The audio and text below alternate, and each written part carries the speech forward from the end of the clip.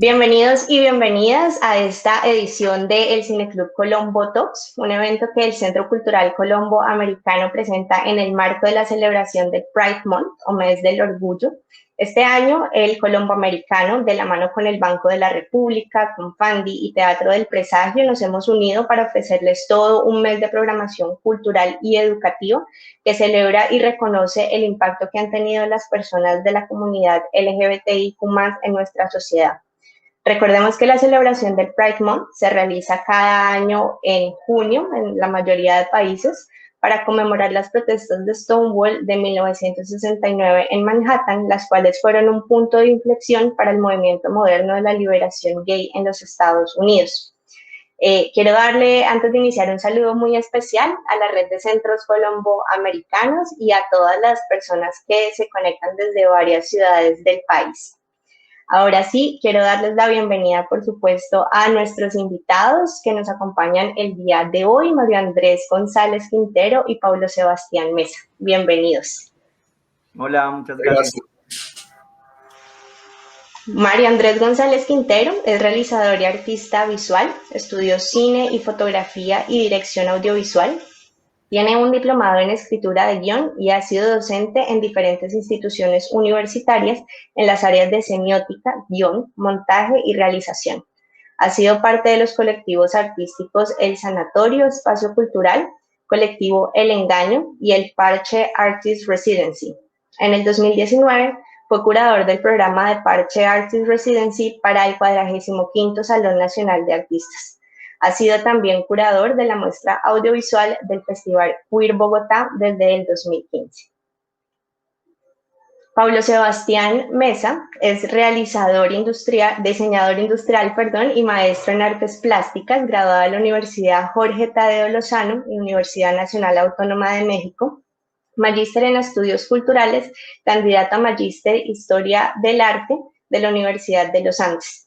Es un artista e investigador interesado en cultura visual y material, diseño, artes plásticas, cine y educación como ejes con los que trabaja reflexiones sobre la construcción de subjetividad en torno a un proyecto de colonialidad, poder, modernidad y la estética contemporánea. Dentro de sus líneas de investigación se destacan aquellas sobre cultura y visualidad, medios de comunicación, cultura popular, los paradigmas culturales de subjetivación, la teoría queer, la colonialidad, diseño, la arquitectura y la ciudad. A su vez, profundiza en la producción gráfica plástica, curatorial, audiovisual, escrita y académica como propuestas educativas. Su trabajo ha circulado en diferentes eventos de organizaciones, galerías, museos y universidades privadas y públicas en Colombia, Argentina, España, Francia e Italia. Bueno, ahora sí, para comenzar con este conversatorio el día de hoy, y antes de adentrarnos un poco en la definición de estos términos y conceptos que abordaremos, quisiera que cada uno pudiera compartir con nosotros cuál fue esa primera película que causó impresión en ustedes, que digamos en ese momento no necesariamente la reconocían como parte de cine queer, pero pues que ahorita ya sí lo hacen. Si quiere arrancar, Sebastián. Bueno, pues digamos que yo puedo estar pensando tal vez como en tres películas como rápidamente que tal vez yo no, digamos como que no dimensioné sobre lo que significaban y que tienen como diferentes providencias. La primera de ellas pues fue como pues una película del 2009 que se llama como Player for Bobby de Russell Mulcahy, creo que es el apellido, y es una película como biográfica basada en la novela de Larry Aaron. Y a mí me pareció como súper impresionante porque pues, es una película que se da a finales de los 70 y que cuenta como un chico, digamos, se suicida digamos, como por la incomprensión de su núcleo familiar. Y para mí eso fue muy significativo, sobre todo porque pues digamos que por esta época, pues digamos que fue la forma como yo pude, digamos, establecer un vínculo, pues con, por ejemplo, con mi mamá y con mi familia, ¿no? Como que yo no podía verbalizar cosas, no podía decir cosas, pero me sentía como de unas maneras muy particulares y pues lo que yo hice por esa época fue como copiar el link de esa película y mandárselo pues a estas personas que pues son mi núcleo familiar y eso como que permitió que pudieran haber como unos espacios de diálogo. Esa película es súper comercial, digamos que no sé si entra en la categoría queer, pero la siguiente que sí pensé como que es una película del 2015 que se llama Holding the Man, y es una película que yo la vi y me la pasé como llorando un montón. Y me la pasé muy llorando un montón porque fue curiosamente con esa película que entendí, digamos, como otro tipo de experiencias, sobre todo el trabajo de Bruce LaBruce, que, digamos, Mario está acá y seguramente nos va a comentar, digamos que como que más o menos yo me gradué hacia el 2013, 14 de la universidad y conocí, pues, digamos, el Queer Fest y como el festival que organiza Mario, y por esa época creo que pues trajeron a Bruce LaBruce y un grupo de películas que se desarrollaron allí, que sobre todo mostraban la ciudad de Los Ángeles y otras partes de California, y ahí habían como unas experiencias de unas personas que desaparecieron porque también los procesos de gentrificación hicieron que desaparecieran como estas calles, ¿no? Que eran como los lugares de encuentro, pues digamos, no solo de tipo sexual, sino también de colectividades y de personas y de reunión de personas de diferentes providencias, orígenes, pero también de diferentes, digamos, lugares. Entonces, para mí, digamos que como que eso fue muy significativo, pero tal vez yo no había encontrado la dimensión de esto, sino fue cuando vi esa otra película, porque en esa otra película, digamos que también se referencia por la literatura, y a mí me parece muy interesante esas relaciones que hay como entre literatura y cine, que a veces se cruzan, van acompañadas o toman como puntos absolutamente distantes. Y es que allí, digamos que había una cuestión sobre el sonido, como que era impresionante porque el oído es un receptor abierto. Si bien no queremos ver cosas, cerramos los ojos y ya, o nos hacemos los tontos, pero el oído es muy difícil como no prenderla. Y entonces acá había algo que era muy interesante, y era que como que yo podía entender que allí había una condición como de la soledad, que es también el encuentro de diferentes soledades en los espacios y en el espacio público, pero tal vez no es una soledad que uno puede pensar como nostálgica, sino más bien es como si lo que la atravesara pudiera ser como una posibilidad como bonita y mágica de algo pequeño que se ilumina a través del lente de la cámara, que se proyecta luego como esa ficción del cine. Y es como también pensar, o lo que me hacía pensar es como quién decide el valor de poder, digamos, producir esas imágenes y quién decide verlas. Y también allí había algo, y era como que en ambos casos, sobre todo en el de Bruce LaBruce, había como un tipo de narración que honraba la vida de un alguien, que también no sabíamos muy bien quién era, y que tal vez él ni siquiera sabía muy bien quién era tampoco, pero que estaba allí presente y en la conciencia de que existe, ¿sabes? Uno puede pensar como el afortunado encuentro de encontrarse a alguien que está como en un lugar cercano y a la vez tan distante de sí mismo. Pensaba entonces que esto digamos que yo lo relaciono mucho como cuando Francesca y Paolo se encuentran con Dante en la Divina Comedia, y ellos le dicen como mire, esto fue el pecado que nos condenaron, ¿cierto? Y por acá estamos siempre, pero no lo hubiera hecho de otra manera, ¿no? Y hay algo erótico en eso, y que Dante les envidia porque Dante siempre ha querido a Beatriz y nunca la ha podido tener, siempre aspira a ella, en tanto que Francesca y Paolo tuvieron un pequeño contacto que les ha condenado a toda la eternidad, pero por toda la eternidad se mantienen juntos. Y esto me parece también lindo porque porque como que esta cosa de que la ciudad desaparece, y en Holding the Man como que es el relato de ese hombre que cuenta cómo conoce a su pareja, que duran 15 años juntos y que pasan por todo, y cuando ya uno piensa que es como se va a realizar, como por fin ese encuentro eterno de una pareja que es como profundamente, digamos, sólida y fuerte y que se enfrenta al mundo y que ha superado como todas sus dificultades, uno enferma de SIDA y muere. Y el otro lo acompaña en la medida de que va desvaneciéndose, culpándose de ser él de pronto quien le ha infectado, ¿cierto? Quien le ha condenado, ¿no? Pero también desapareciendo con él. Y la escritura de la novela, que es la que da origen a la película, que es una novela de los 90 y que también ha sido referenciada en otros espacios y que a mí me recuerda, pues, lo de Bruce LaBruce, era lindo porque era intentar detener, sí, era intentar como como retenerlo por el amor que se le tiene, por la conciencia de la existencia del otro, intentar detenerlo y mantenerlo en este mundo a través de la narración, y a través de la narración que se construye la ficción de la palabra, que luego produce imágenes y que seguramente inspira la creación de documentales o este tipo de proyectos. En ese momento, digamos, cuando trajeron a Bruce LaBruce, él me recomendó leer ese libro. Y luego cuando vi la película fue cuando como que logré entender y entendí que, pues, por ejemplo, estos cineastas como él, que pues sí, son como muy como underground y que de pronto vamos a hablar mucho de eso, pero que son personas que son profundamente como ilustradas en la medida que entienden como el contexto y la forma como operan y cómo se relacionan, digamos, los diferentes elementos de las estructuras sociales y de la producción de subjetividades y sensibilidades, y es allí donde, digamos, pueden echar a rodar sus propuestas que se hacen como profundamente significativas. Digamos que me podía alargar un montón, pero pues no quisiera hacerlo, y sí quisiera darle la palabra pues a Mario. Pues gracias, Sebastián. Bueno, yo recuerdo que me impactó mucho una película del cine comercial y que me parece que esos son, digamos, las que realmente tienen más, funcionan más en los cambios culturales porque son el mainstream y llegan a la mayoría de personas. Eso fue como en los años 90, si no estoy mal, fue como en el año 90, ¿y qué sería?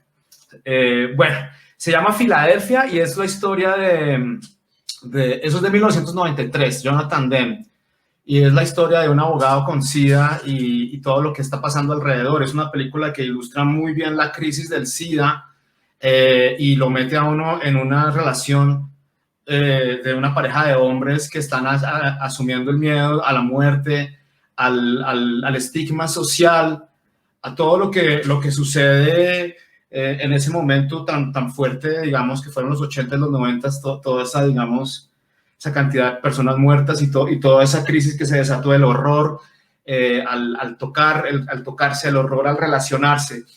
Fue una película que realmente nunca más me la volví a ver, solo me la vi en ese momento, pero pues creo que es el momento de rescatarla, ¿no? Porque pues da a conocer todo pero de una perspectiva muy humana, muy sensible, todo lo que está pasando, y con unos personajes muy tocables, muy creíbles, muy fáciles de identificar. Y me acuerdo que la pareja de Tom Hanks era Antonio Banderas.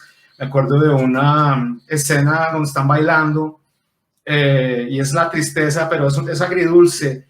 Tengo ese recuerdo que fue una película que me impactó. Yo me lo vi en Bucaramanga y en la sala de cine, cuando me di cuenta, todo el mundo estaba llorando. La gente estaba llorando y había una chica con la que yo fui y estaba allá, le había dado mal de corazón, o sea, no podía soportarle el dolor que le producía la trama de la película. Entonces me impactó mucho la película de Filadelfia del año 93 y después me acuerdo de Sharkboss, una película independiente del año 2006, John Cameron Mitchell. Es una película que relata muy bien lo que pasa después de los atentados del 11 de noviembre.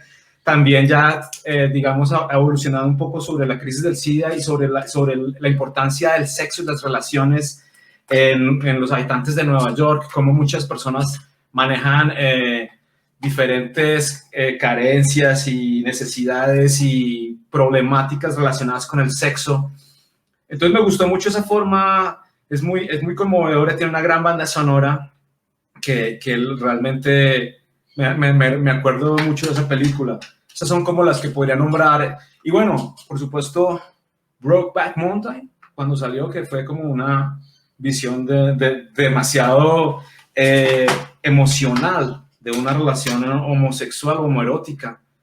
Y en ese marco de las montañas, bueno, fue algo interesante. Creo que mencionaría esas tres en este punto que nos preguntas. Perfecto, no, muchas gracias a los dos por traer esos ejemplos pues maravillosos. Sí, yo creo que puede ser que la mayoría de personas estén un poco más relacionadas con Filadelfia, pero creo que también las descripciones de las otras películas que hacen pues es una gran invitación a conectarnos con ellas.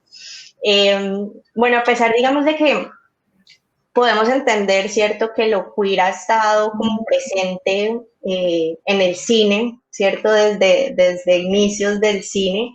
Han habido algunos momentos específicos dentro de esa historia que han sido claves de alguna manera como para la configuración ya como tal de este término de lo que llamamos cine queer. Digamos, por una parte podemos mencionar como la década de los 90, donde fue de alguna manera el surgimiento de este término de New Queer Cinema, pues que es un término que nos viene anglosajón, y que salió a partir como del estudio de un compendio de películas que se produjeron durante esta época.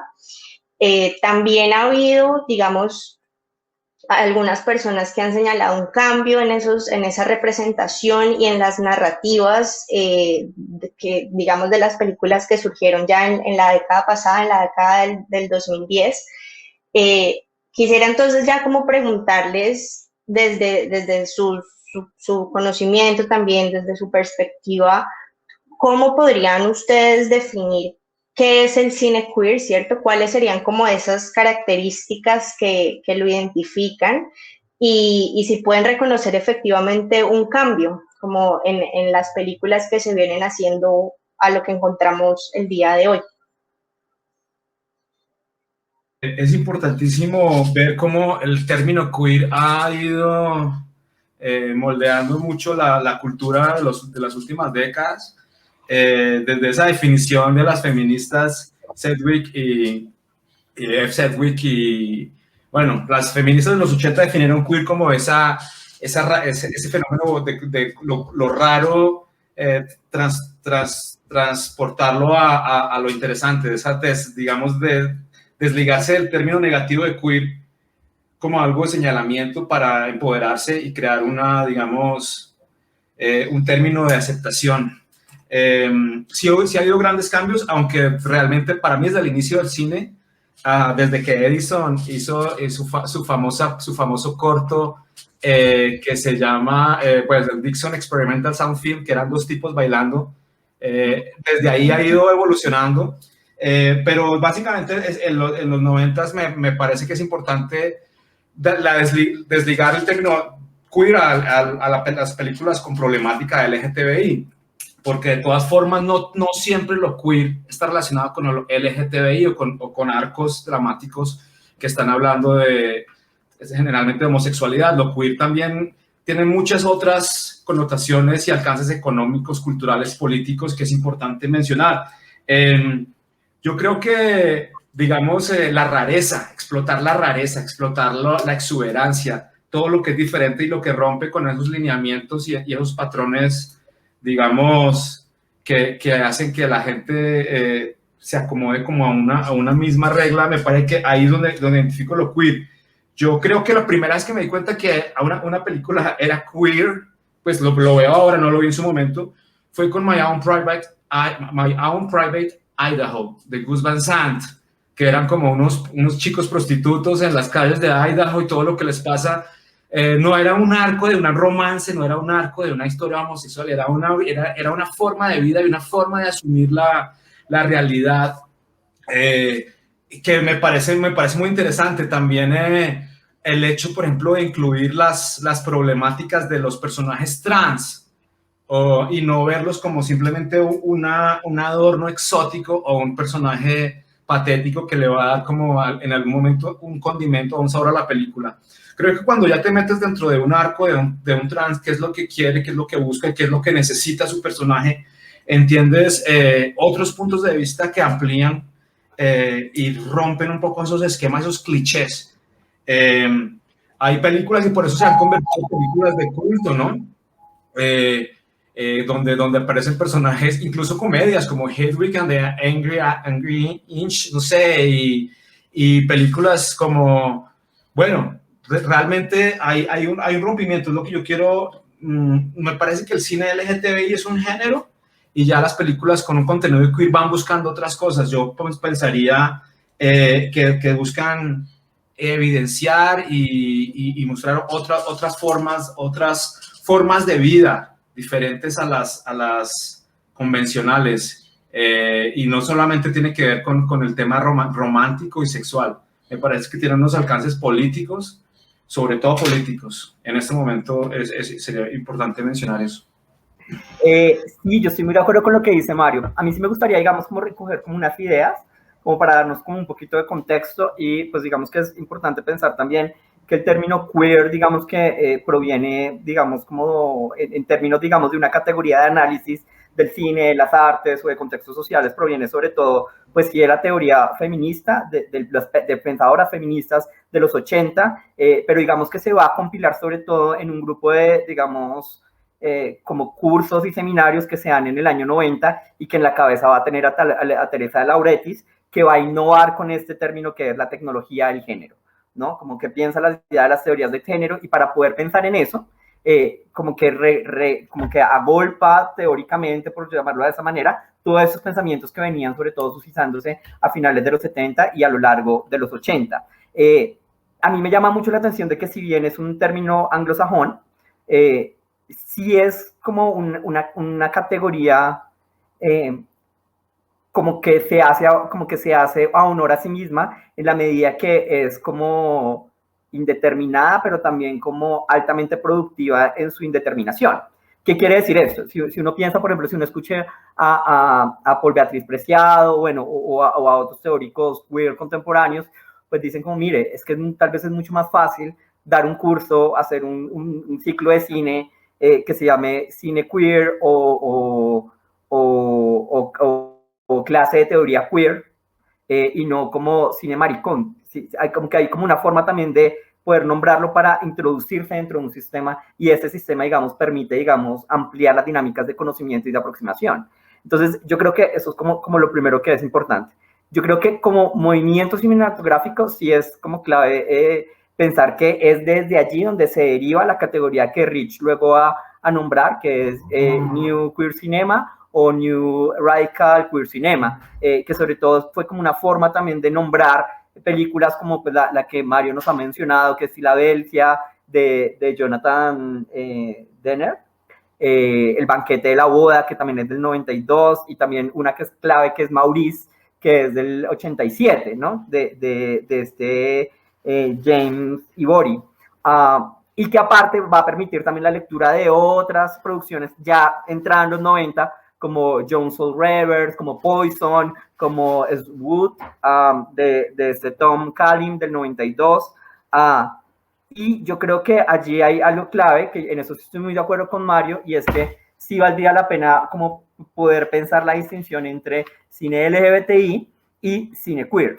Sobre todo porque nosotros vivimos y participamos de como un contexto cultural y social globalizado, que es un contexto de lo multicultural y lo diverso, que en teoría lo permite todo, pero lo permite en tanto que puede ser redicible, las experiencias pueden ser banalizantes, y todo se puede agolpar en cosas, ¿no? Es como, por ejemplo, cuando hablamos del mundo indígena, ¿no? Y de las aproximaciones hacia el mundo indígena, y pensamos que los muiscas, como los misak, como los pijaos, pues entran dentro de la misma bolsa, y no, y de hecho históricamente han tenido disputas por territorios de sangre y vida y muerte entre ellos, ¿sí? Lo mismo creo que sucede del otro lado, como que ese sistema ha agolpado todo, digamos, en las siglas de lo LGBT, donde hay como unos grupos de representación muy específicos, que son muy significativos, y que yo creo que dentro de los sistemas mainstream son también fundamentales. Es decir, como les comenté en un principio, la forma como yo pude abrirme a este diálogo con mis familiares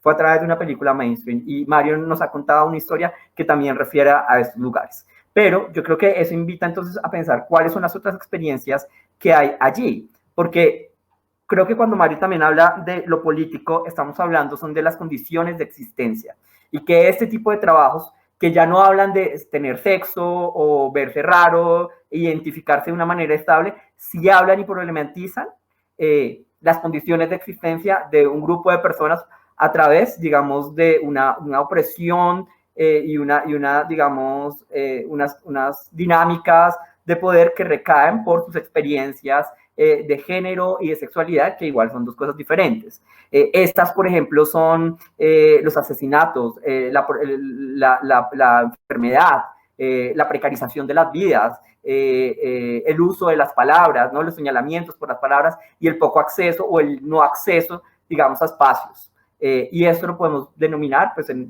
ya poniendo un poquito teórico, en un ejercicio histórico, pues, que en la antropología se conoce como biopoder, que ya no es la gestión de matar gente, sino la gestión de la vida, de quiénes pueden vivir y en qué tipo de condiciones pueden vivir, ¿no? Y a esto es a lo que está, digamos, respondiendo tal vez esto del queer cinema, ¿no? Del new queer cinema y el cine queer y de las prácticas artísticas queer, porque yo creo que allí, al igual como el feminismo, tal vez hay que pensar que esto no se trata, digamos, de una forma de identificación estable, sino de una forma de pensamiento, por lo tanto, de un proyecto político, ¿sí? Las mujeres, las feministas, se han dedicado 300 años a decir que no es ser mujer, porque no tiene esencia, ¿no? Está el texto de Simone de Beauvoir, ¿no? Una mujer no nace, se hace, ¿sí? Y eso, pues, digamos, motivó al voto y motivó, digamos, a un montón de cosas por las que, pues, esperamos y queremos todos que haya una igualdad, digamos, entre espacios de participación, de palabra, de todo lo demás alrededor, pues, de la mujer. Y entendiendo también que el feminismo entiende que muchos pues, vertientes del feminismo entienden que el sujeto del feminismo no es la mujer, porque tal cosa como mujer es una construcción social determinada, etcétera, etcétera, etcétera.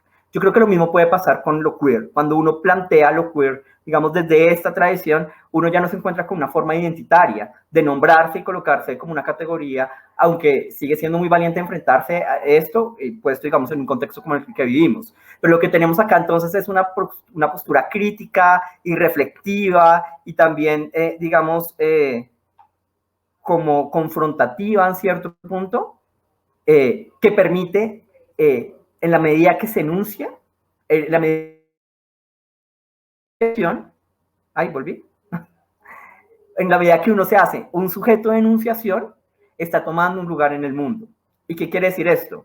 Que ya se está ocupando a través de la palabra y del nombramiento, que es un poco lo que Mario nos contaba, ¿no? De pasar de ser señalado como raro a decir como, pues sí, yo soy raro, ¿sí? De ser el objeto señalado a ser el sujeto que produce la enunciación y que toma la palabra. Y esto también es tomar, o sea, es construir la representación que se expropia en los términos que son propios. Entonces, acá tal vez supera esa idea de decir como yo soy, sino más bien a cuestionar cuáles son las condiciones en las que las condiciones de vida se dan. Y eso es muy importante porque eso produciría una conciencia histórica. Y la conciencia histórica nos debe permitir a nosotros pensar cómo se ha construido esa sociedad en la que nosotros participamos y si vale o no la pena apoyar ese tipo de sociedad, ¿sí? Apoyar ese tipo de representación.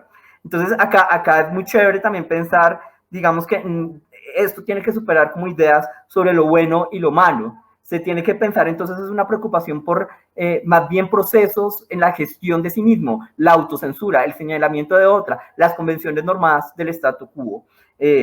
Por ejemplo, estas películas que hemos hablado revelan las situaciones alrededor de la enfermedad, ¿no? Que son condiciones de existencia en un sistema, por ejemplo, de un neoconservatismo que todavía está vigente en nuestras épocas. Y ahí podemos ver películas como Boys Don't Cry, por ejemplo, ¿no? O podemos ver películas como The House and the Time, sí. O podemos ver estas reflexiones literarias, por ejemplo, de Greg Araki o de Andrea Spillan, ¿no? Creo que allí también entran, digamos, como otras formas de locaciones que son intervinculadas geográficamente, como por ejemplo el trabajo de Bruce LaBruce, ¿no? Que llega, digamos, de Canadá a Estados Unidos y luego va a tener una influencia, pues, por lo menos en mí en Bogotá, gracias al evento de Mario, pero también, por ejemplo, Derek Hartman, ¿no? O el italiano Pier Paolo Pasolini. Entonces, digamos que allí aparecen como este tipo de cosas. Yo creo que también es importante pensar que como que lo queer de los 80, pues fue lo queer de los 80, y que estamos en una dimensión donde eso no opera de la misma manera. Yo creo que allí hay como unas grandes preguntas que también tienen que ver con que en la medida que se ocupa espacios, también los sistemas, digamos, que van conciliando unos con otros para poder establecerse en lugares. O sea, estamos en un espacio, por ejemplo, donde estamos hablando de cine queer, y seguramente esto hace 10 años no pasaba, ¿no? Y seguramente hace 20 años esto era ni siquiera imaginable, ¿cierto? Y la cuestión tendría que ver en las formas como aparece y cómo comienza a integrarse, porque algo que sí ha hecho, digamos, el sistema multicultural, digamos, como este sistema también neocapitalista de los consumos de cuerpo y de las experiencias de cuerpo, es que ha podido permear casi toda la digamos, estructura por la que nosotros experimentamos el mundo sensible. O sea, apela al cuerpo sensible, ¿cierto? Y nosotros, por ejemplo, las relaciones humanas que tenemos muchas veces se dan en términos de consumo y de descarte, ¿no? Yo me relaciono con una persona y ya cuando no tanto, pues la siguiente, ¿no? Cuando uno se relaciona en la medida de una pareja, pues uno dice como, esto no salió bien, entonces va a haber otro mejor, ¿no? Como una cuestión de un consumo, ¿no? Y allí también habría otra dinámica de resistencias y de formas, digamos, donde las experiencias y los pensamientos queer de ese pasado habrían que pensar en este momento como cómo confrontar, ¿no? Algunos teóricos llaman a esto como el sistema de lo farmapornográfico, ¿no? Que es también un tipo de gestión de la vida y de la subjetividad. Y yo creo que allí vale la pena, por ejemplo, pensar en trabajos como los de John Waters, como los de Rose Trosh, hay uno que es buenísimo que se llama Gus Van Sant, y hay otro que es como de origen puertorriqueño de Estados Unidos, que es creo que el que hace como esta película que se llama My Name is Milk, que de nuevo nos hacen pensar a través del pasado, como cómo pensar las cuestiones en el aquí y en el ahora. Yo creo que, por ejemplo, de nuevo, como que en un sistema, digamos, donde, por ejemplo, hay gestión de políticas públicas alrededor de esto, ¿cierto? Pese a las grandes dificultades de lo social y los grandes retos, pues digamos que debe haber una dimensión diferente. Y ahí yo, pues digamos que daría un apunte que, por ejemplo, yo reconozco y valoro mucho el trabajo, por ejemplo, de Sebastián Múnera, Múnera con su película El Príncipe, que es una película colombiana queer, como centrada también, digamos, en una experiencia, digamos, como paralela a Estados Unidos. Me extendí mucho, perdón. Gracias, Paulo. No, pues creo que abordas un panorama de reflexión bastante amplio realmente sobre lo que es este término queer, muy conectado también con lo que estaba diciendo Mario y ampliándolo un poco más hacia no solo lo queer en el cine, sino como tal, lo queer, digamos, en lo social, como político también. Y mucho de lo que estaban hablando, por supuesto, pues siento yo que tiene relación en que el cine, al igual que las artes, finalmente son una representación y una reflexión muchas veces finalmente sobre eso que está sucediendo actualmente, ¿no? Es decir, sobre el contexto en el cual es producido. Pensando ya, digamos, como específicamente en el cine de hoy, ¿cierto? En el cine contemporáneo norteamericano, ¿qué película, pensando solo en una película, qué película consideran ustedes significativa en términos de representación, de esa representación queer en el cine, bien sea comercial o independiente? Bueno, a mí me queda difícil pensar en una sola película representativa porque, digamos, la línea de tiempo hay suficientes eventos que marcan eso, digamos que tanto en el cine comercial como en el cine independiente. Y yo pienso que precisamente el cine comercial, al hacer, digamos, al presentar películas que rompen un poco todos los esquemas, pues abren la puerta a directores y a guionistas para que empiecen a hacer otras cosas. Creo que me acuerdo mucho de esta película que se llama, espérate, a ver, es que tantas. Bueno, espérate, Midnight Cowboy. Midnight Cowboy, que es dirigida por John Schlesinger y protagonizada por John Boyd, que es como de un rent boy en Estados Unidos, y es una película muy cruda donde finalmente pues se muestra la vida del antisueño americano, de las personas que están buscando su identidad y su forma de sobrevivir en las condiciones más adversas. A mí es un punto importante porque habla de la prostitución y a partir de esa anécdota también te muestra todo lo que está sucediendo en la Norteamérica de los años 70. Esa película me parece que es importante y abre también la puerta me parece que de ahí Gus Van Sant hace también el My Own Private Idaho, después hace Milk, que realmente también yo siento que hay un auge en las películas de contenido gay y lésbico, y también siento que hay cierto oportunismo en algunos, no en todos, pero en algunos realizadores y actores también al asumir esos roles, porque generalmente está en auge. Y creo que, y en este momento pienso que, no en Colombia creo que es el único país del mundo donde no funciona ni está en auge las películas queer, ni las, aquí creo que el cine está en el closet.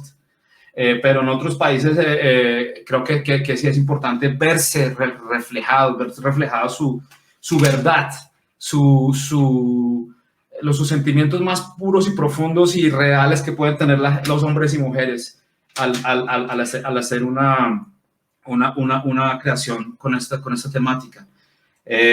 Pienso que de todas formas el realizador Ang Lee, que los hace en Norteamérica, como es El banquete de bodas y el Brokeback Mountain, creo que son dos referentes grandísimos que abren ese espectro, abren el mundo del cine para otro tipo de narraciones, otro tipo de personajes, para que la gente se meta en la carne de un personaje homosexual o una mujer lesbiana, y puedan vivir las emociones desde esa perspectiva. Para mí sería importante mencionar eso, y ya digamos, creo que el cine va evolucionando, y el cine comercial también en algunos momentos se nutre del cine independiente, y el cine independiente también a veces trae estrellas y actores. Es decir, ha habido como una hibridación importante que me parece chévere analizar como un fenómeno.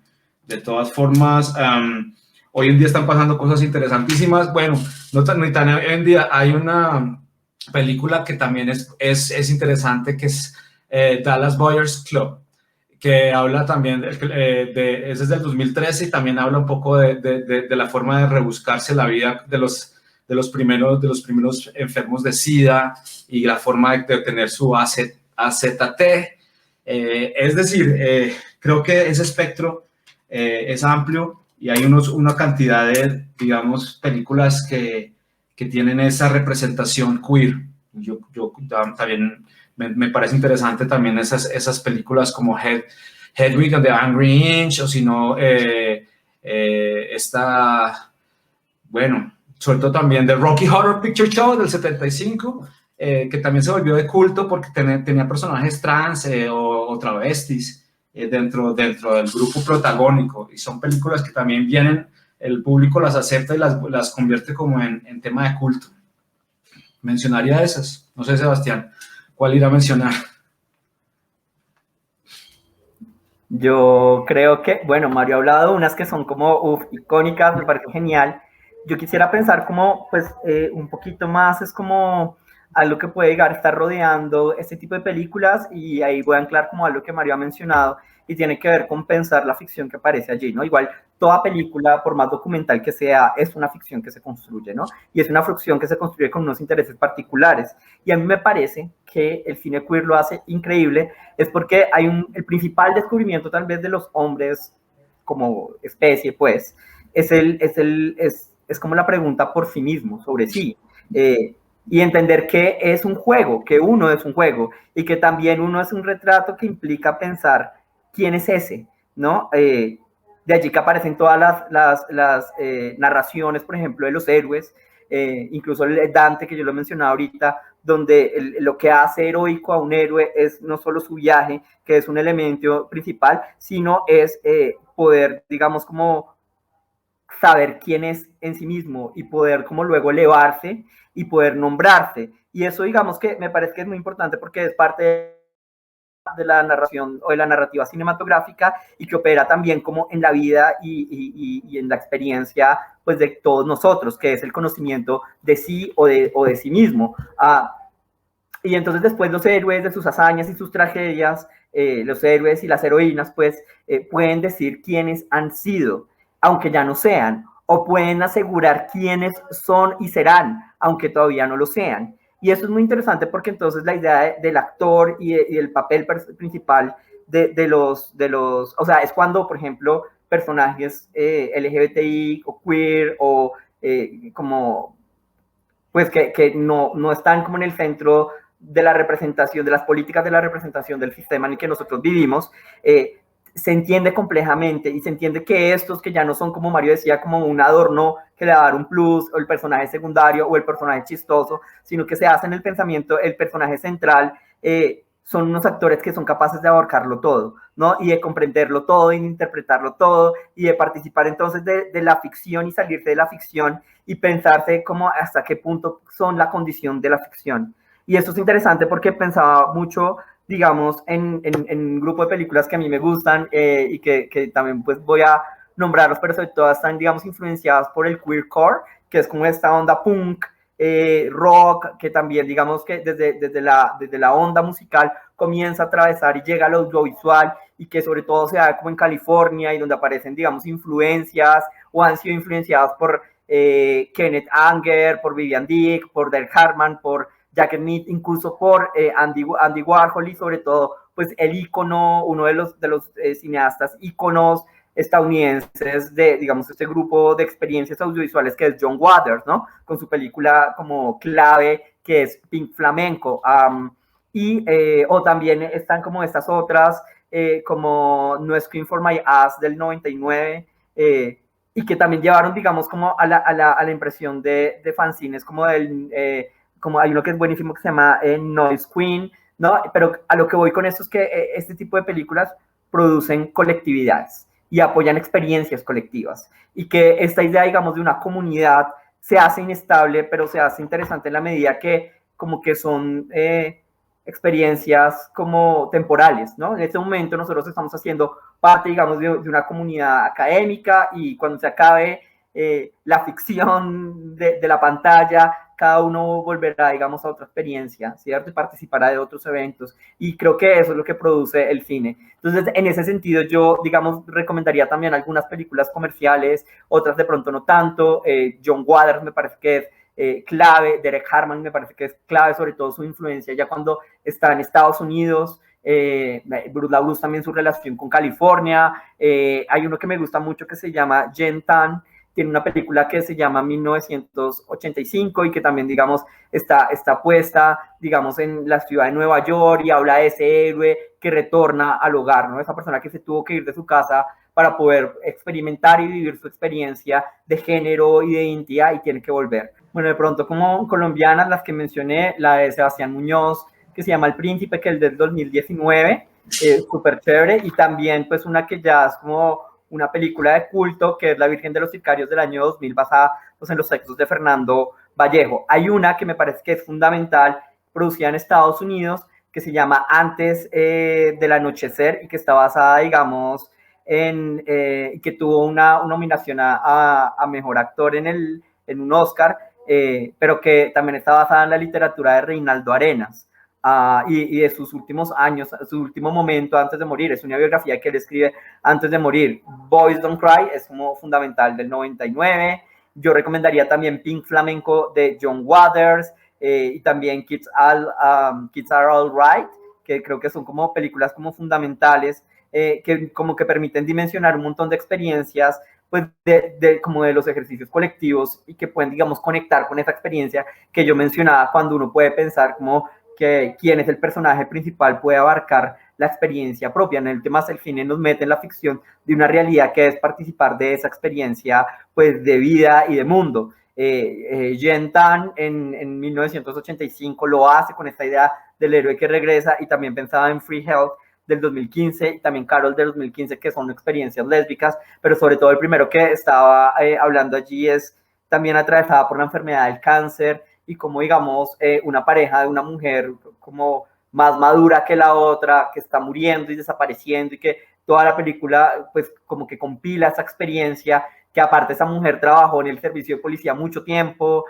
como inspectora o investigadora, y que su muerte implica también la imposibilidad de su pareja de poderla acompañar en sus últimos momentos, pero también de heredar. Y toda la disputa de la película también tiene que ver con los hechos como sociales y legales, que creo que es también donde, digamos, comienza a ocupar, ¿no? Cuando la ficción del cine nos hace pensar de nuevo en la vida y en el conocimiento de sí mismo, y no solo en el entretenimiento de una ficción que es propia. Y no todo tiene que ser dramático. Tal vez una película que es muy linda como para adolescentes puede ser With Love, Simon, que es esa película del 2008 que sale en Netflix, pero que permite pensar como otro tipo de realidades y como poder enfrentar el mundo, por ejemplo, sin miedo para un adolescente, ¿no? Un miedo que como que muchos de nosotros tuvimos que atravesar y que en no todas las condiciones de experiencias de vida, pues, y de colectividades permiten y de familias, pues, digamos, son como tan friendly a estos temas y pues digamos que allí toda esta cuestión de la precarización y la gestión de la vida que había mencionado anteriormente.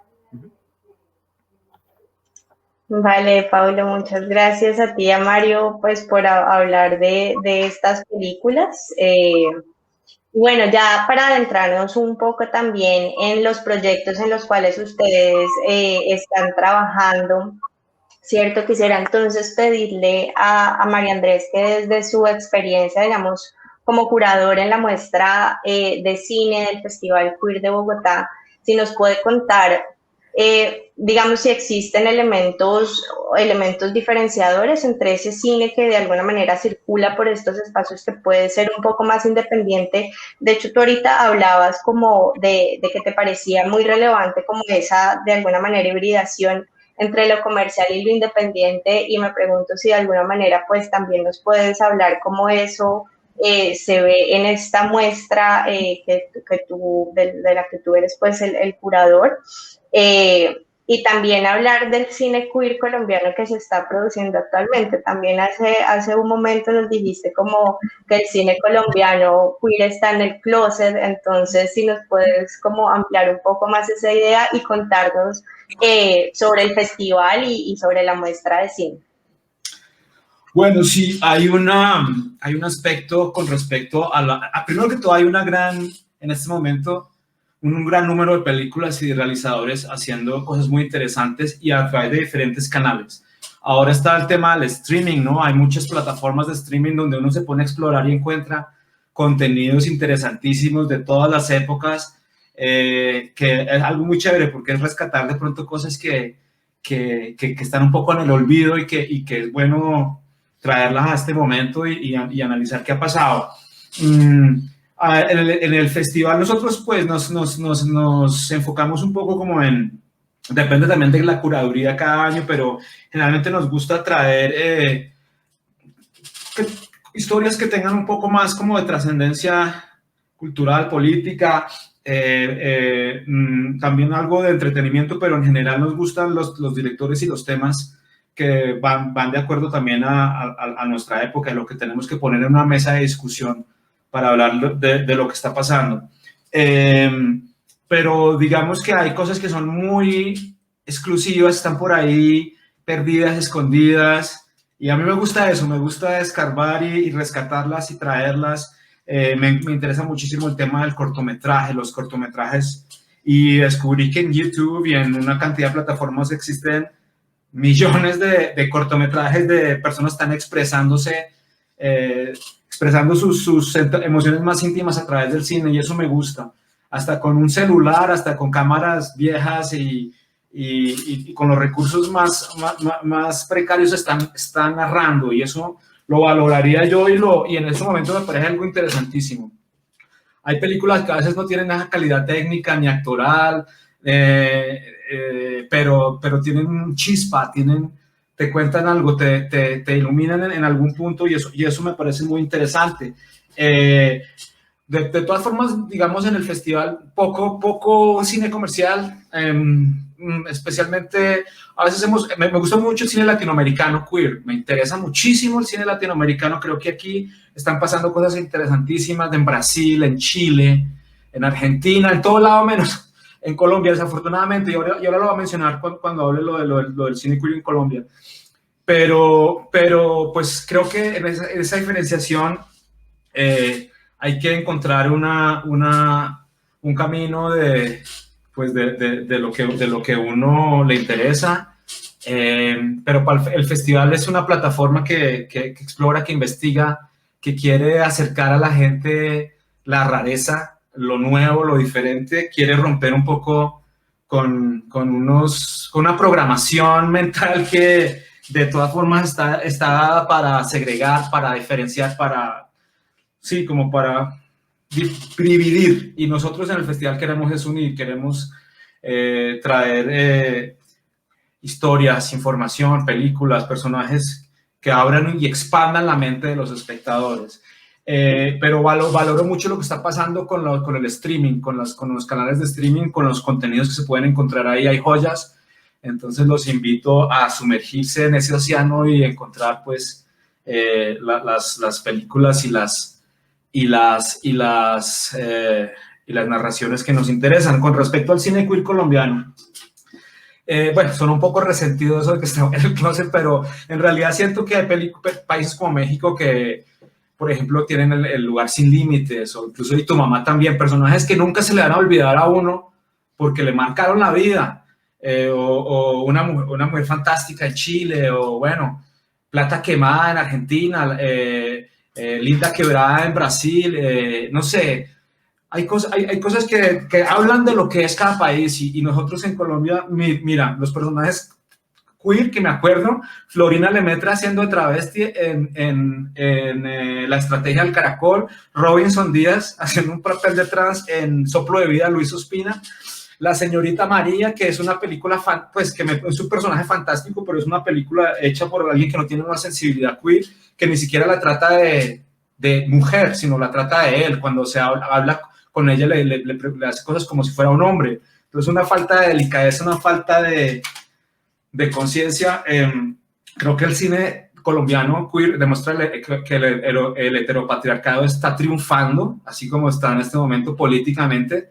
Es lo que está pasando. Aquí, digamos, las voces queer en el premio del Fondo de Desarrollo Cinematográfico no se ha premiado películas cuyos arcos principales sean de personajes queer o homosexuales o lesbianas o transexuales.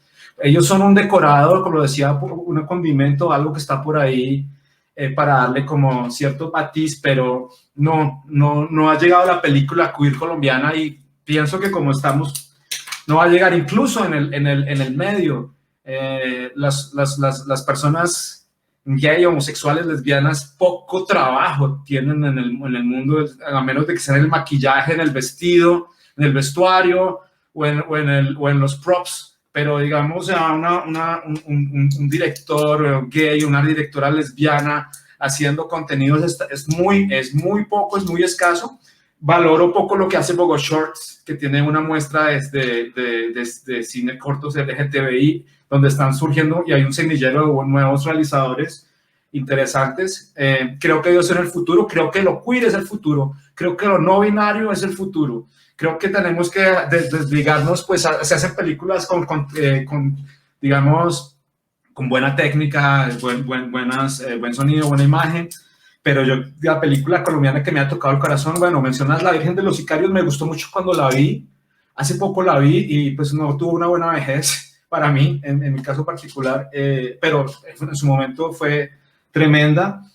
Y eso es lo que puedo decir desde mi perspectiva. Me encanta. Bueno, y quiero mencionar la única película queer colombiana que la tuvimos en el festival que se llama El Susurro del Jaguar, que es del director colombo-alemán Simón Patau y de Thaís Iquizazola, brasileña, una película que ganó el Festival de Cine de Cartagena, mejor dirección, y creo que expresa completamente el pensamiento y la sensibilidad queer. Creo que para mí es el único highlight del cine queer colombiano.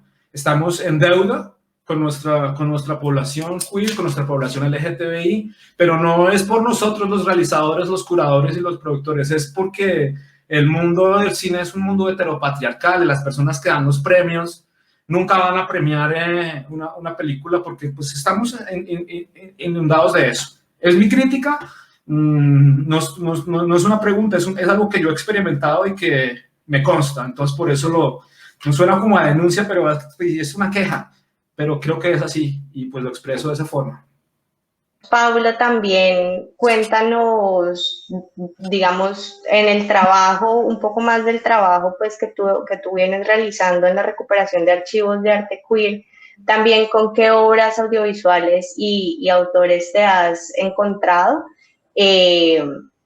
y digamos, si quisieras resaltar como el trabajo particular de alguno de estos. Sí, no, pues a mí me parece fascinante lo que está hablando Mario, porque creo que también un poco la voluntad que mueve el tipo de proyectos que se desarrollan, digamos, desde esas experiencias, están motivados también como por las perspectivas y la sensibilidad propia y la sensibilidad, digamos, que uno puede llegar a conectar con otros. Entonces, en mi caso, digamos que es un proyecto que desarrollamos a través de Queer Support, junto con el politólogo y culturalista Camilo Medina Chacón y con el historiador de arte y activista Tomás Gamboa. Nosotros comenzamos a hacer un proyecto que arrancamos, digamos, con una investigación personal, pues mía un poco, que fue, digamos, como un proyecto, digamos, que revisó el archivo, sobre todo, del artista contemporáneo Miguel Ángel Rojas. Y cuando yo conectaba con Tomás y Camilo, hablábamos un poquito como la preocupación también de cómo esas experiencias muchas veces se piensan aisladas, y también dentro del sistema que habla Mario, que no solo opera en el cine, sino también en las artes plásticas, pues hay un modelo de cualificación y verificación que ha puesto cuáles son los temas importantes y relevantes de hablar y cuáles no, y aparte cuando se presentan, pues se presentan, digamos, reducidos o disminuidos. Hace poco, por ejemplo, hubo una experiencia de un texto publicado por Elidartes, en el que, por ejemplo, se habla sobre la obra de Miguel Ángel Cárdenas, que es otro de los artistas con los que nosotros hemos venido trabajando, y se habla de que él se exilió de Colombia para poder ser abiertamente gay, poder vivir su experiencia, y le tocó irse a Países Bajos. Y a pesar de esto, digamos de que es un exilio por una condición de género y sexualidad, y que aparte es un tema súper violento y que bueno, todo lo que implica allí, en ese texto se habla de que es un texto sobre el videoarte en Colombia, una selección de videoartistas colombianos. Se habla de que no hay tal cosa, sino que tal mención que él se hace es una autoexunción que deja como un gadejo, digamos, de el miedo o el temor al padre, que lo señala como anormal. Sí, o sea, como que ese tipo de experiencias tienden a reducirse, y eso se hace súper problemático, porque ¿qué sucede sobre todo con las artes plásticas? Muchos hombres gay, muchas mujeres lesbianas, digamos, muchas personas que hacen parte del sector social LGBTIQ+, al morir o al presentar cierto tipo de situaciones, sus trabajos quedan en las manos, digamos, de familiares o de terceros, quienes muchas veces no quieren que estas personas sean nombradas o quieren que sean, digamos, recordadas o promovidas como pertenecientes, pues, al sector social LGBTI. Y esto implica que los archivos se queman, que los archivos desaparecen, que hay tergiversaciones, los espacios sociales, los espacios de encuentro, que por ejemplo en Estados Unidos, en la década de los 90, siguiendo un poco, digamos, a esta María Comalmina y también a Iván Múnera, que son investigadores de Princeton, que están revisando la arquitectura del SIDA, por ejemplo, o digamos de la colectividad, encuentran que estos espacios fueron como lugares o los lugares de encuentro, que muchas veces son bares, bueno, otros espacios, saunas, etcétera, cafeterías, heladerías, como en el caso de Medellín, fueron lugares de encuentro de personas que pudieron, digamos, construir colectividades para reclamar derechos. Y estos lugares desaparecieron. Estas luchas desaparecen, estas personas desaparecen. El archivo, por ejemplo, de León Zuleta, que resguarda ARNEC bajo, digamos, la tutela y dirección de Halim Badawi, no tendría otro lugar en lo político. Y eso, digamos, que borrar el archivo de la experiencia de León Zuleta es borrar también, digamos, la incidencia política de él y Manuel Belandia, que son los primeros activistas LGBTI que en los 70 y en los 80 construyeron un movimiento, hicieron la primera marcha en el año 81 y que este año conmemora 45 años. Archivos como los de Miguel Ángel Rojas, digamos que han sido reducidos, ¿no? Entonces, de Miguel Ángel se busca, ¿no?, hablar, digamos, de otro tipo de trabajos, pero hay menciones, por ejemplo, de Marta Traba, quien dice que el trabajo que hace en los 70, que revela su experiencia gay como hombre de origen campesino, de ascendencia indígena, que llega a Bogotá y que es a través del cine que guarda sus experiencias, ella lo declara profundamente ingenuo por declararse abiertamente homosexual, ¿no? Trabajos como el de Miguel Ángel Cárdenas, que en la actualidad salen este tipo de publicaciones, donde dicen que es tal cosa como que se exilió por ser gay, es simplemente pues un señor que aparte, o sea, él ya de grande seguía insistiendo en el mismo tema, pero era solo el gadejo del fantasma de su padre. Hay una reducción de la experiencia LGBT y aparte eso también es grave. Hay fotógrafos, por ejemplo, que al morir sus colecciones, sus archivos son desmembrados y desaparecidos. Hace poco murió un fotógrafo, José Daza, y básicamente su trabajo está como al borde de la desaparición, ¿sí? Porque su familia, sus herederos, pues, como que eso y nada, y que prefieren borrarlo porque lo siguen entendiendo como una perversión.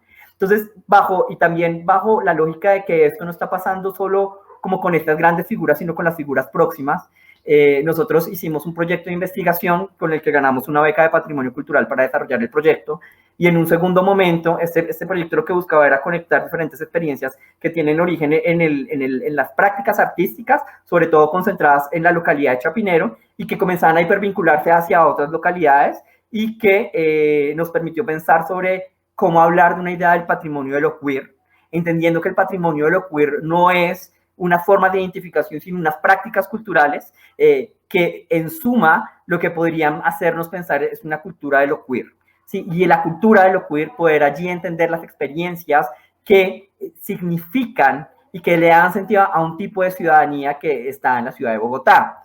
Digamos que con esta intención nos acercamos a la Universidad de los Andes, al programa de Artes, pues a la Facultad de Artes y Humanidades, y presentamos el proyecto que fue muy bien recibido por su directora del momento, Patricia Salamea, y que apoyado, digamos, por la maestría de Historia de Arte y por los investigadores de la maestría de Patrimonio Cultural, pudimos darle continuidad a través del BADAC, que es el Banco de Archivos Artísticos de Colombia, que gestiona Sergio Méndez, que es uno de nuestros grandes aliados y que se ha integrado al proyecto, de manera que Archivos Queer ahora es un proyecto que lo que busca es ya no solo poder, digamos, conectar estos archivos, sino recuperarlos a través del BADAC, y esto implica poder digitalizarlos, conservarlos, gestionarlos y articularlos para darle, digamos, esta plataforma de apoyo tanto a artistas de los años 70, 80, 90, vamos ahí, con algunas conexiones con artistas muy jóvenes, como Chicos sin Cabello,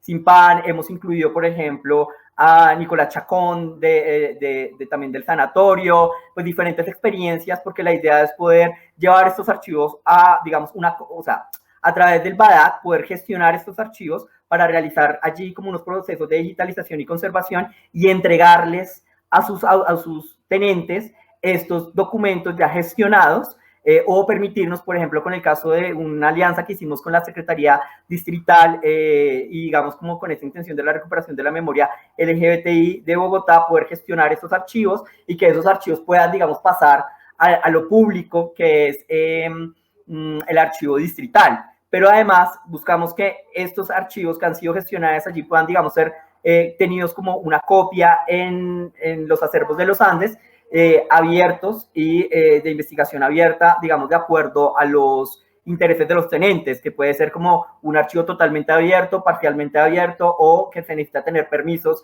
del tenente o del dueño o del autor para poder acceder a ellos. Y esto es lo que, digamos, busca es poder pensar como, mire, no estamos solos, se han hecho muchas producciones, no hay que inventarse el agua tibia. De pronto lo que sí es importante es ver quiénes en el pasado han estado, ¿cierto? Que todavía están, poderlos elevar y recuperar y ayudarlos a gestionar sus archivos para que ellos también, digamos, puedan, digamos, articular procesos, para que ellos puedan, digamos, pensarse y conectar con otros. Creo que la experiencia más significativa ha sido, digamos, sobre todo los artistas, activistas y activistas de los años 70, entre los que cuentan Miguel Ángel Rojas, Miguel Ángel Cárdenas, Manuel Velandia, León Zuleta, de quienes hemos podido articular sus acervos, y esos acervos, por ejemplo, pueden ser la plataforma que puede, digamos, soportar, que puede, digamos, entender, acompañar y respaldar también propuestas contemporáneas. Yo lo que sí me he pensado mucho es que tal vez no sabemos mucho de lo queer, lo que dice Mario, seguimos en el closet, seguimos pensando que somos unos como aislados, puestos como en diferentes lugares, que no tenemos vínculo y conexiones, que nos toca hacer la cosa sola. Y tal vez si uno pudiera construir una genealogía, esta vez ya no desde los centros epistemológicos de poder, sino desde lo local, podríamos encontrar eso cultural y eso cultural que pueda ser apoyado y respaldado como una idea de patrimonio material y inmaterial. Digamos que los procesos que hemos venido haciendo, digamos que la recuperación de estos archivos y la gestión de estos archivos también nos permite, digamos, gestionar y visibilizar ese tipo de trabajos a nivel académico y a través del BADA como una plataforma que digamos que está asociada al Instituto Distrital de Patrimonio Cultural. Es un trabajo como muy grande, o sea, digamos que poder gestionar un archivo de un artista, que es también por lo que muchos artistas no lo hacen, o activistas no lo hacen, es porque implica como un rublo económico, un tiempo, un tipo de infraestructura como muy compleja. Y pues digamos que con esta alianza lo que nosotros buscamos hacer es como poner, digamos, al ICDP, los Andes, la organización que nosotros participamos al servicio, digamos, de la gestión de estos archivos y la conservación y, digamos, como la preservación y sobre todo la gestión de ellos para que sean conservados y tenidos por sus tenentes, ¿sí? Y con estos vínculos, digamos, hacia la institucionalidad. En últimas, ya ha pasado como un par de casos que uno de quien comenzamos a desarrollar estos proyectos recibió como un robo, ¿sabe? Y perdió todo su archivo digital y teníamos, digamos, una parte en el BADA como respaldo que estábamos gestionando, entonces el BADA pudo volverlo a entregar, ¿cierto? O sea, de eso se trata, de poder, digamos, construir un ejercicio narrativo colectivo y que habla de patrimonio y que habla de este tipo de relaciones. Yo resaltaría entonces las obras biográficas de artistas como Miguel Ángel Rojas, como El corte en el ojo, una obra excelente del 2005, y también No somos libres, una obra de los 80 de Miguel Ángel Cárdenas, que es una obra casi cinematográfica y que es un hito en América Latina y un gran referente, digamos, por ejemplo, en Bélgica, Países Bajos, y que debería hacerlo también en Colombia. Y finalmente sumaría el trabajo de Ricardo Nieto, que es un chico muy joven de 23 años, que está haciendo, digamos, como preguntas sobre el cuerpo desde la danza y desde la relación con los cinematográficos. Esos serían como tres de los elementos que yo haría como visibles de todo este trabajo que hemos venido desarrollando, en el que se han venido sumando pues muchas personas y que hemos podido, digamos, articular institucionalmente. Uh-huh.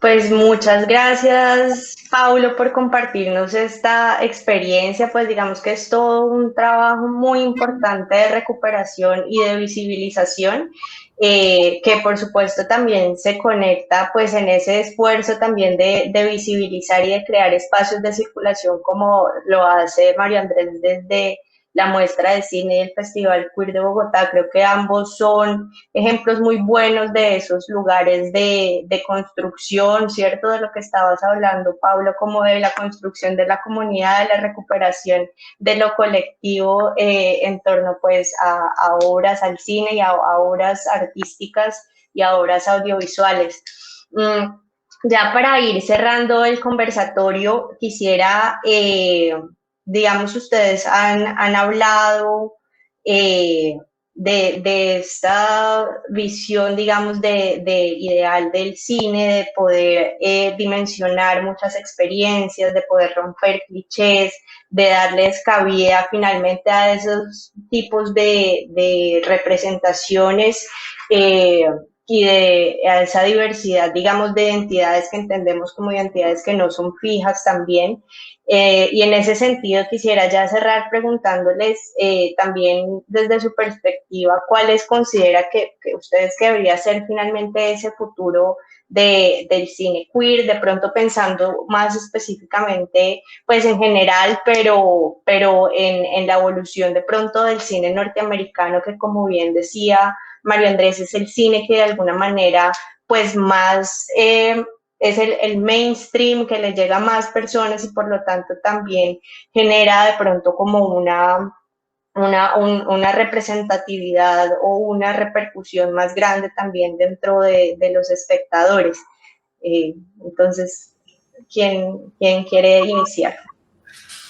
Bueno, yo pienso que el futuro está directamente ligado a la transformación y esa transformación es no binaria, es dejar atrás esos patrones complejos, rígidos que hacen que las vidas de muchas personas sean infelices.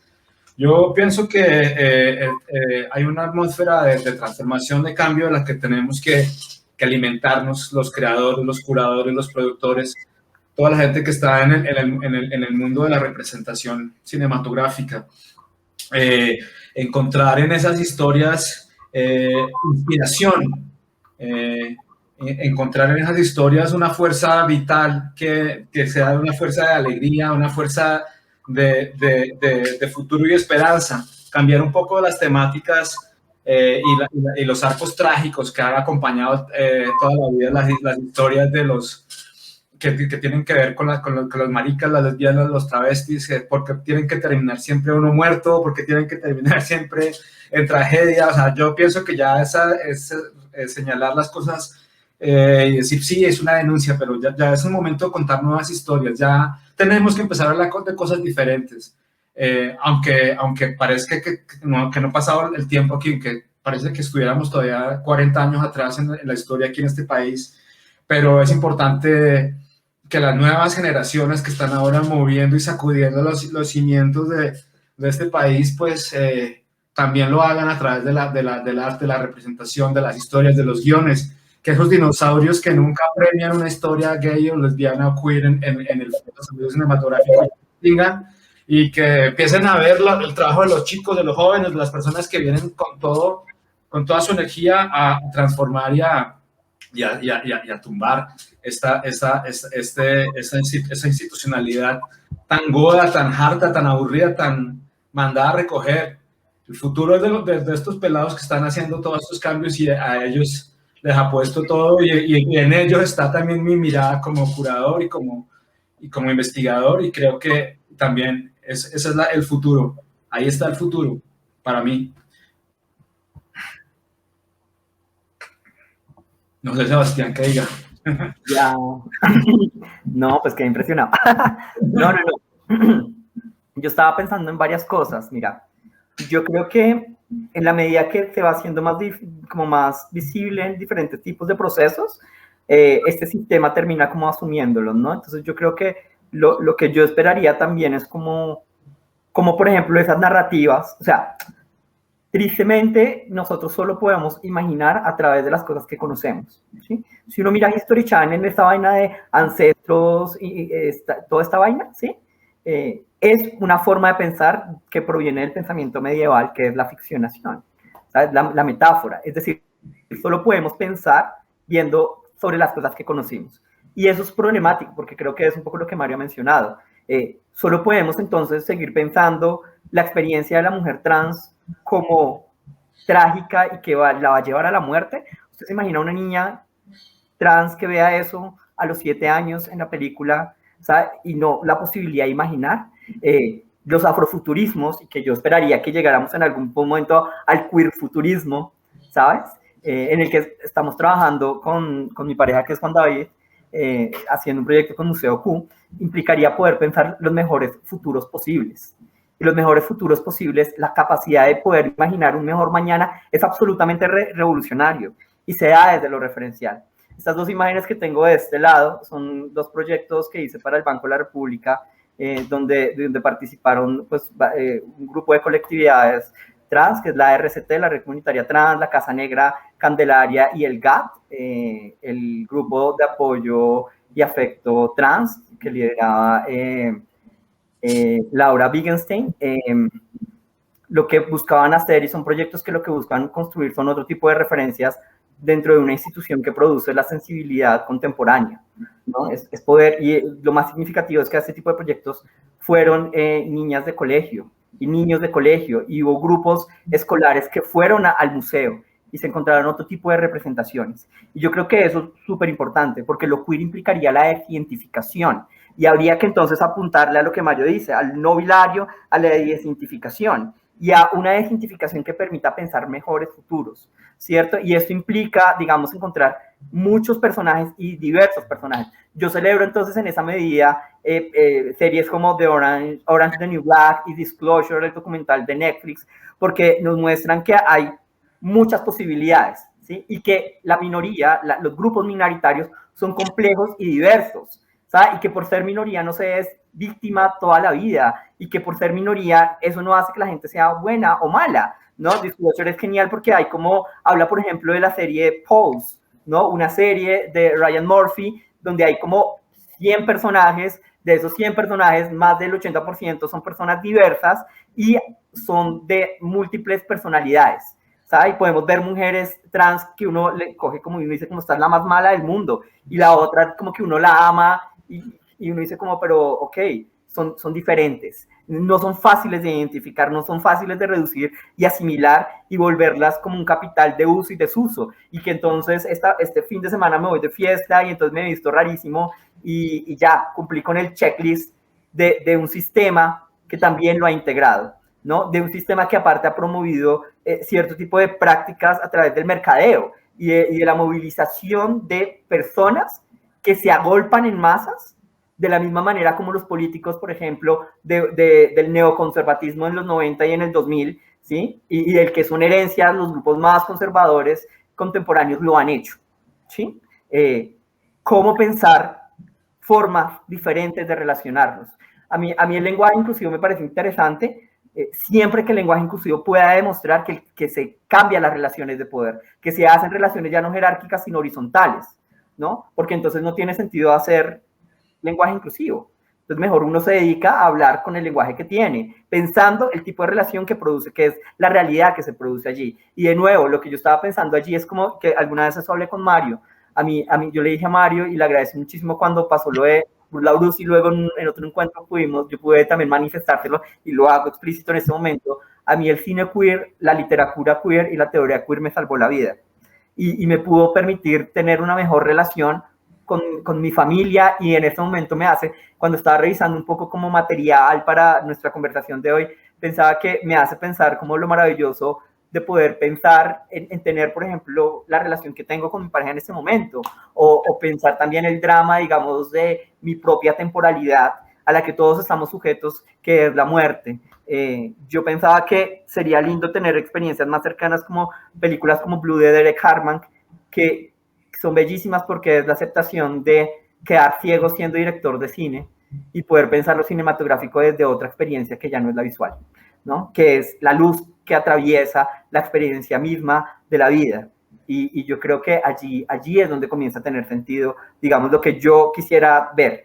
Yo quisiera ver cosas más complejas, y yo quisiera ver como procesos de socialización donde ya no sean temas aislados y que sea uno u otro que aprendió a leer medianamente un libro, sino que son como experiencias que nos están armando de argumentos para poder salvar como nuestra experiencia de vida y pensar de nuevo nuestras condiciones de existencia.